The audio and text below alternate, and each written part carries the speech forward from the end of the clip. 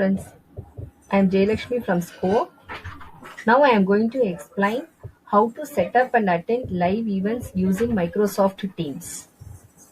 For that same, first you just log in into Microsoft Teams using your credentials. Then in the left side of the panel, you'll see the calendar option. Click on the calendar option.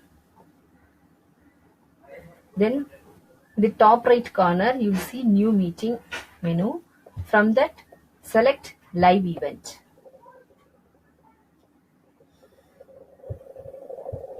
Actually, this Teams live events is an extension of Teams meetings. Normally, team meeting supports for some hundred of people, but this live event supports for thousands of people. That is, it enables you to produce events for large online audiences with more control over video, audience interaction, and reporting. So now, in this dialog box, you can give the title of the particular event, and then you can set the start and end time of the particular event.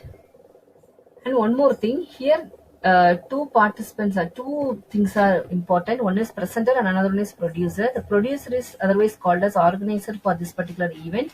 They will start and stop the event, and the presenter is going to share their audio or video or content for the participants. Once you have set the title and the start and end time means, you can click on to next.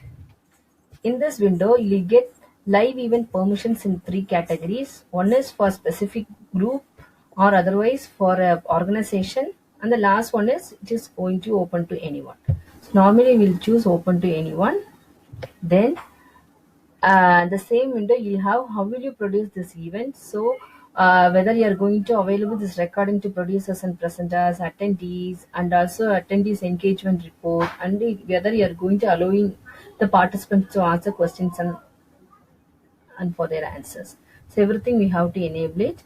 Then if you want to add any external app or device, that also you can enable it here. Then you can click on the schedule.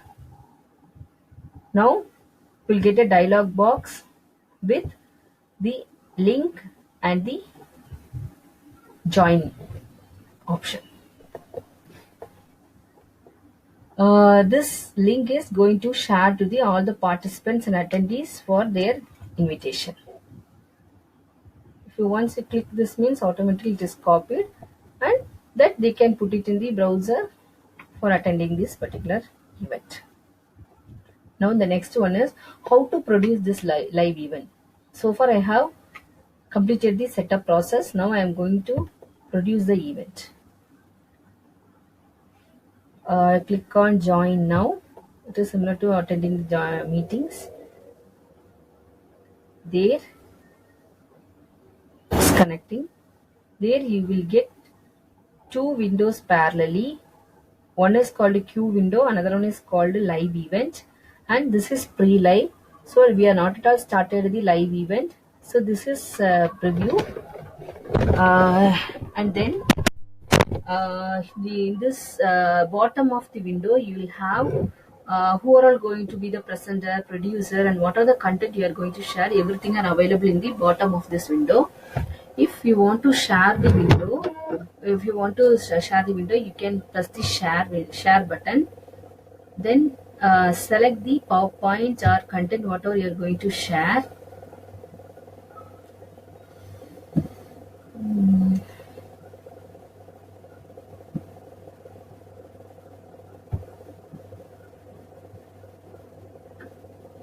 So now it is going to available in the bottom of the screen. You are able to see here.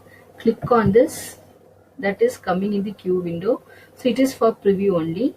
So if you want to move this into live window, this is going to be visible for all the participants. You just click on send live. If you click on send live means automatically the content available in the queue is transferred to the live event window. And if to broadcast this live event, just click on start. So it gives an information that once you start, you can't stop and restart. The event can last up to 16 hours from the start time, and attendees will watch at a 10 to 20-second delay. Then you just click on continue. Now this pre-live is changed into live show. Live. And this is going to continue up to the predefined time. Now if you want to see this in browser window, means you just go to browser window. There you just copy the link. It seems in your window. Here also this is what show your question and answer. Here there are two options. Either the question is going to be private, otherwise it is going to be public. If you are clicking the published, means automatically the question is going to be available to everyone. Otherwise, if you want to give a reply to a private, means you can click it a private option. And if you want to give any announcement, means you can use the make an announcement, and there you can give your announcement. So that's all. If you want to end your live event, just press the end live event. Now the live event has ended. Now the live event has ended, and